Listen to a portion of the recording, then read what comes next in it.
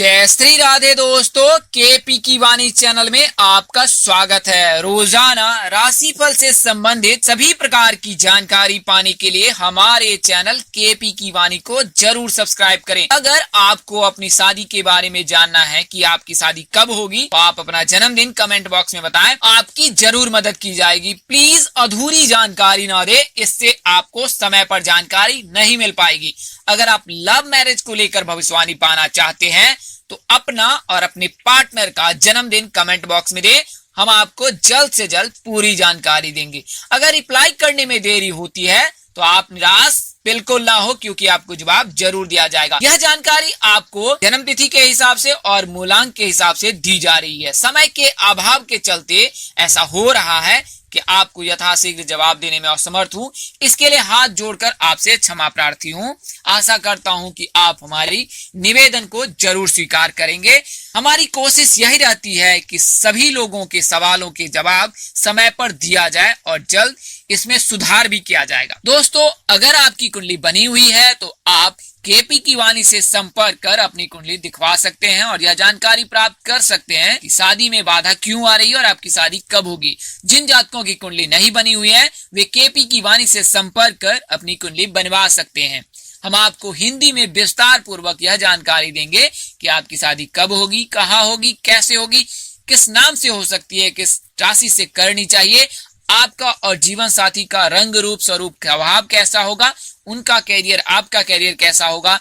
साथ ही अगर आप किसी से लव मैरिज करना चाहते हैं या चाहती हैं तो माता पिता की सहमति आपको मिल सकती है या नहीं, अथवा आपको इंतजार करना पड़ेगा या आपकी शादी अरेंज मैरिज होगी। इन तमाम तरह की जानकारी आप केपी की वाणी से पा सकते हैं। इसके लिए आप 8521835670 इस नंबर पर व्हाट्सएप मैसेज करें अथवा कॉल कर जानकारी प्राप्त कर सकते हैं। नंबर एक बार और दोहरा देता हूँ, 8521835670। नंबर आपको वीडियोस में भी मिल जाएंगे। साथ ही आप डिस्क्रिप्शन बॉक्स और कमेंट बॉक्स में भी जाकर आराम से नंबर नोट कर सकते हैं। इसके अलावा आप संचार के सभी माध्यमों से केपी की वाणी से जुड़ सकते हैं और अपनी जानकारी प्राप्त कर सकते हैं। आप केपी की वाणी blogspot.com पर विजिट करें और केपी की वाणी से जुड़ें। आप चाहे तो अगर कॉन्फिडेंशियल रहना चाहते हैं तो kpkiwani@gmail.com पर मेल के जरिए संपर्क कर सकते हैं। आपका तहे दिल से स्वागत है। दोस्तों, आपको बताना चाहूंगा कि अगर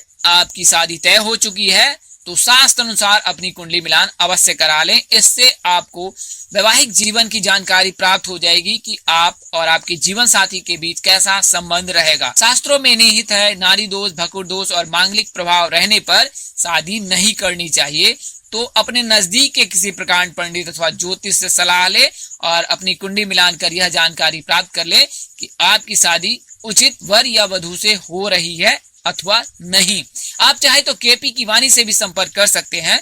हम आपको पूरी जानकारी देने की कोशिश करेंगे और यह जानकारी आपको ज्योतिष शास्त्र के निहित अंतर्गत दी जाएगी। आइए अब आज के वीडियो पर नजर डालते हैं। तो आज मैं आपको उन राशियों के बारे में बताने जा रहा हूँ जिनके लव मैरिज जुलाई महीने में होने वाली है या उनके योग बन रहे हैं। उससे पहले यह जान लेते हैं कि कुंडली अनुसार से लव मैरिज के योग कब बनते हैं। हालांकि आपको मूलांक के हिसाब से भी केपी की वाणी से जानकारी प्राप्त हो जाएगी कि आपके लव मैरिज हो सकती है अथवा नहीं, और यह जानकारी 80 to 90% सही रहता है। इसके अलावा कुंडली से भी यह जानकारी प्राप्त की जाती है कि लव मैरिज के योग है कि नहीं। बहुत सारे ऐसे जातक हैं जो घर से भागकर भी शादी कर लेते हैं, तो ऐसी जो दशा है वो कुंडली में रहती है। आपके या आपके जीवन साथी के साथ कुंडली में ऐसी दशा होती है। इसके चलते ऐसा होता है कि कई जातक कोर्ट मैरिज शादी कर लेते हैं या कोई जातक घर से भागकर शादी करते हैं, कई जातक माता पिता की सहमति से शादी करते हैं। तो आइए बारी बारी से उसके बारे में जान लेते हैं। तो कुंडली में मंगल 7वें घर में ज्योतिष शास्त्र में प्रेम विवाह के मामले में मुख्य रूप से शुक्र, मंगल, चंद्रमा और राहु केतु को देखा जाता है। चंद्रमा को नजर में आकर्षण पैदा करने वाला ग्रह माना जाता है। ऐसा आप देखते हो कि कभी किसी से मिलते हो और सहसा या अचानक से आपको लगता है कि यह आपका जीवन साथी हो सकता है। तो इस स्थिति के लिए चंद्रमा जिम्मेदार माना जाता है। तो जबकि मंगल को जोखिम लेने वाला और राहु केतु परंपरा को तोड़कर आगे बढ़ने वाला ग्रह कहा जाता है। अगर जातक की कुंडली में मंगल और शुक्र का युति बन रहा है तो जो जातक है लव मैरिज के लिए जोखिम ले सकता है। वहीं राहु केतु रहने पर लड़का लड़की घर से भागकर भी शादी कर लेते हैं या कोर्ट मैरिज कर लेते हैं। यह स्थिति राहु केतु के रहने पर होता है। कुंडली में मंगल 7वें घर में होने पर मांगलिक योग बनाता है और वैवाहिक जीवन में दूरियां बढ़ाने का काम करता है। लेकिन यही मंगल जब 7वें घर के स्वामी ग्रह के साथ हो, उसके साथ दृष्टि संबंध बना रहा हो, प्रेम विवाह होता है। इसे आप ऐसे समझ सकते हैं कि अगर मंगल 7वें घर में या दृष्टि बना रहा है और जो राशि स्वामी है उसके साथ किसी अन्य घर में भी उसकी युति बन रही है, तो ऐसी स्थिति में प्रेम विवाह होने की पूरी संभावना रहती है। जैसे 7वें घर में तुला या वृष राशि में हो और उसका स्वामी जो हो शुक्र मंगल से चौथे, 7वें या 8वें घर में हो, तो भी लव मैरिज के योग बनते हैं। कुंडली में शुक्र शनि या राहु के साथ हो, शुक्र से 7वें घर में हो या अन्य स्थान से शनि राहु शुक्र को देख रहा हो, तब भी प्रेम विवाह के योग बनते हैं। इसे आप ऐसे समझ सकते हो कि अगर शुक्र शनि या राहु एक साथ हो, शुक्र अगर लग्न या 7वें घर के स्वामी के साथ हो या उसके साथ दृष्टि संबंध बना रहा हो, तब भी लव मैरिज के योग बनते हैं। मंगल कुंडली के 5वें घर के स्वामी के साथ हो या इसके द्वारा देखा जा रहा है, तब भी लव मैरिज के योग बनते हैं। कुंडली में मंगल 5वें घर में बैठा हो और 5वें घर का स्वामी शनि उसे देख रहा हो, तो भी लव मैरिज के योग बनते हैं। कुंडली में शुक्र अगर मंगल या राहु के साथ हो तो व्यक्ति के प्रेम विवाह हो सकते हैं। इसे आप समझ सकते हैं कि अगर 7म भाव में, 5म भाव में, एकादश भाव में शुक्र मंगल राहु एक साथ हो तो लव मैरिज के योग बनते हैं। जन्म पत्री के 5वें घर में शुक्र और चंद्रमा की युति बन रही हो, 5म भाव के घर का स्वामी भी इनके साथ हो या इन्हें देख रहा हो, तब प्रेम विवाह के योग बनते हैं। जैसा कि आपको बताया गया है कि 5म भाव, एकादश भाव और 7म भाव इसको शादी में देखा जाता है और इसी के अनुरूप से शादी की जानकारी ज्योतिष देते हैं। लग्न का भी बहुत ही बड़ा अहम योगदान होता है। लग्न में अगर गुरु की दृष्टि हो या लग्न में राहु केतु शनि हो तो ऐसे जातकों के प्रेम विवाह होने की संभावना अधिक होती है। तो आगे बढ़ने से पहले आपको बता दूं कि शादी से संबंधित जो जानकारी होती है वह ज्योतिष शास्त्र में निहित है। कई ज्योतिष इसे बताते नहीं है, पर शादी के समय बहुत बातों का ध्यान रखना पड़ता है। शास्त्रों में यह बताया गया है कि इन नियमों के पालन करने से कन्या या वर दोनों ही सौभाग्यवती जीवन जीता है। तो अगर आपको यह जानकारी प्राप्त नहीं है तो आइए बारी बारी से जानते हैं। जैसा कि आप सबको पता है कि ज्योतिष शास्त्र में विवाह कर्म कांड का पूरा सार बताया गया है। उन्हीं सारों में से कुछ चुनिंदा चीजों को आपके सामने प्रस्तुत कर रहा हूं ताकि आपको अपनी कन्या या लड़के की शादी में कोई दिक्कत ना हो। तो आइए बारी बारी से जान लेते हैं। तो 2 कन्या का विवाह एक समय कभी नहीं करना चाहिए। कई बार ऐसा देखा जाता है कि 2 लड़कियों की शादी एक ही बार कर दी जाती है, किंतु शास्त्र में ऐसा निषेध है। एक कन्या की शादी के उपरांत दूसरी कन्या की शादी हो सकती है, परंतु एक साथ शादी नहीं करनी चाहिए। शास्त्रों में यह भी निहित है कि एक समय में 2 शुभ कर्म करना उचित नहीं होता है। इसके लिए कभी भी 2 शादी एक बार में नहीं करनी चाहिए। कन्या के विवाह के अनंतर पुत्र का विवाह हो सकता है, लेकिन पुत्र विवाह के अनंतर पुत्री का विवाह 6 महीने तक नहीं करनी चाहिए। यानी कि इसे आप आसान शब्दों में ऐसे समझ सकते हैं कि अगर लड़की की शादी हुई है तो आप लड़के की शादी कर सकते हैं, लेकिन अगर लड़के की शादी होगी तो 6 महीने तक अपनी लड़की की शादी बिल्कुल ही ना करें। 1 वर्ष में सहोदर भाई अथवा बहनों का विवाह शुभ नहीं होता, यानी कि एक ही साल में 2 बेटियों की शादी या 2 बेटे की शादी नहीं करनी चाहिए। शास्त्रों में ऐसा वर्जित है। समान गोत्र और समान प्रवर वाली कन्या के साथ भी विवाह निषेध है, यानी कि एक ही गोत्र में लड़के और लड़की की शादी नहीं करनी चाहिए। विवाह के पश्चात 1 वर्ष तक पिंडदान, मृतका स्नान, तिल तर्पण, तीर्थ यात्रा, मुंडन, प्रेतानुगमन आदि नहीं करनी चाहिए। विवाह में छींक का दोष नहीं होता, यानी कि अगर आप कोई शुभ कार्य करते हैं और उस समय छींक आ जाती है तो ऐसा माना जाता है कि यह शुभ नहीं होता है, किंतु विवाह में छींक का दोष नहीं होता है। तो अगर ऐसी स्थिति पैदा हो तो भगवान श्री शिव और भगवान श्री हरिविष्णु का नाम स्मरण कर उन पर छोड़ दें। वैवाहिक कार्यक्रम में स्पर्श का भी दोष नहीं होता है। कई बार ऐसा देखा जाता है कि बड़े छोटों में चरण लग जाता है या पैर लग जाता है तो स्पर्श का दोष लगता है, लेकिन विवाह में स्पर्श का दोष नहीं लगता है। विवाह में चतुर्थ, द्वादश चंद्रमा ग्राह्य है, यानी कि ऐसे दिनों को पकड़ना चाहिए। विवाह में षष्ठ, अष्टमी, दशमी तथा शुक्ल पक्ष की प्रतिपदा,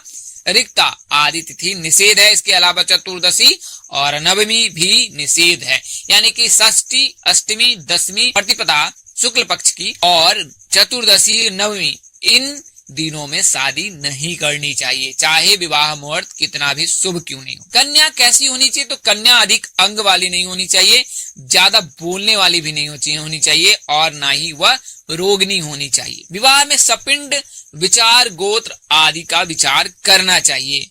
स्त्रियों के लिए गुरुबल और पुरुषों के लिए रवि बल देख लेना चाहिए। किस महीने में शादी करनी चाहिए? तो माघ, फागुन, वैशाख, अगहन, जेठ, आषाढ़, इन महीनों में शादी करने से कन्या सौभाग्यवती होती है।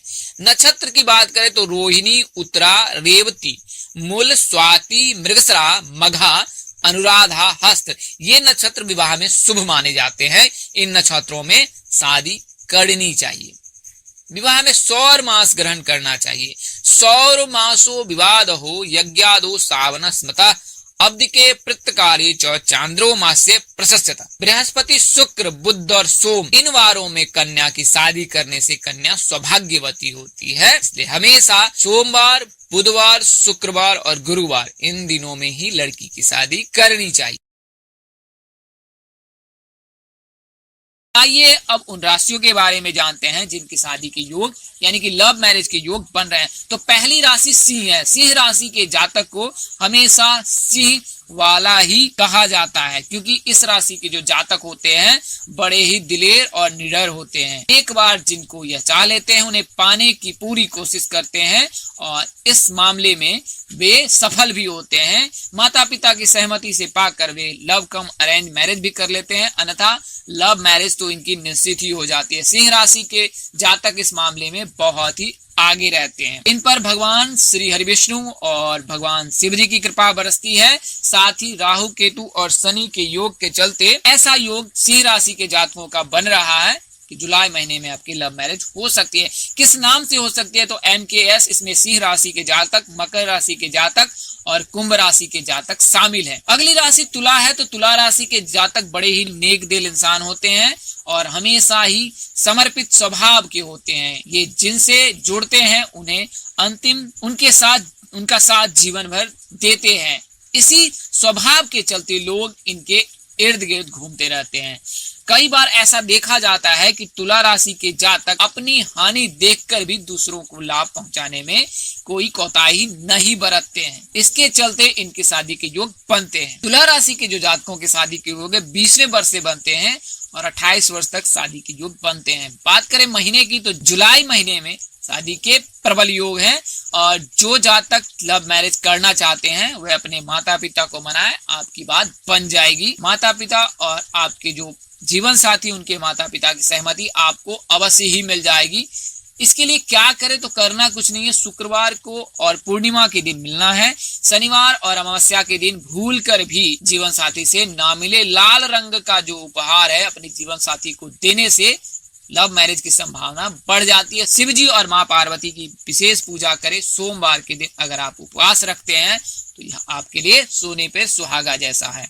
अगली राशि है कुंभ राशि। तो कुंभ राशि के जातक भले ही धर्म और कर्म के अनुयायी होते हैं। इसके कुंभ राशि के जातकों का नाम सौ और गौ यानी कि S और G से होता है और इस राशि के जातक लव मैरिज के मामले में सिंह राशि के समतुल्य होते हैं। इनके लव मैरिज की संभावना अधिक रहती है। भगवान शनिदेव और भगवान शिव जी की विशेष कृपा कुंभ राशि के जातकों पर हमेशा बरसती रहती है। कभी कभी कुंभ राशि के जातक धर्म कर्म में इतने जुड़ जाते हैं कि वे अध्यात्म जीवन से जुड़ जाते हैं। इसके अलावा कई ऐसे जातक होते हैं जो प्रेम मामले में ऐसे गहरे जुड़ जाते हैं कि वे एक दूसरे से अलग नहीं रह पाते। इस स्वभाव के चलते ही कुंभ राशि के जातकों को माता पिता की भी सहमति मिल जाती है। तो अगर आप लव मैरिज करना चाहते हैं और माता पिता से अब तक बात नहीं कर चुके हैं तो एक बार आपने माता पिता को जरूर बताया और उनसे आपको सहमति जरूर ही मिल जाएगी। सूर्य देव को अर्घ दे, शिव जी की पूजा करें और शुक्रवार को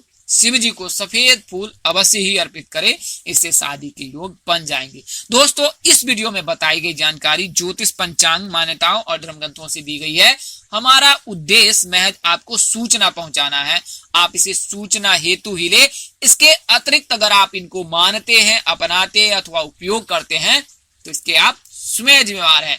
आप चाहे तो KP की वाणी से संपर्क करें। अन्यथा अपने नजदीक के किसी प्रकांड पंडित से संपर्क कर अपनी निजी जानकारी जरूर प्राप्त करें। इस तरह की अन्य वीडियो देखने के लिए हमारे चैनल के डैशबोर्ड अथवा प्लेलिस्ट पर जाएं और अपनी राशि अनुसार वीडियो जरूर देखें। तो दोस्तों, आपको यह जानकारी कैसी लगी, लाइक करें, कमेंट करें और अपने दोस्तों परिवारजनों के साथ शेयर कर हमें जरूर बताएं। अगर आप मेरे चैनल पर नए हैं तो चैनल को सब्सक्राइब कर ले, साथ ही बेल आइकन को प्रेस करना ना भूले। माता रानी की असीम कृपा आपके चेहरे पर हमेशा मुस्कान बनाए रखे। आप सौ परिवार स्वस्थ एवं सुखी रहे। आप सभी के प्यार और स्नेह के लिए आप सबको हृदय से धन्यवाद करता हूं। आप लोग इसी तरह हमारे साथ जुड़े रहे, इन्हीं शुभकामनाओं के साथ आपसे विदा लेता हूं कि जल्द एक नए वीडियो और एक नई जानकारी लेकर आपके समक्ष हाजिर रहूंगा। तब तक के लिए इस नाचीज दोस्त को इजाजत दे। आप जहां रहे मस्त रहे, स्वस्थ रहे, व्यस्त रहे। नमस्कार, जय श्री राम दोस्तों, जय श्री कृष्णा, जय माता दी, जय वाहिगुरु।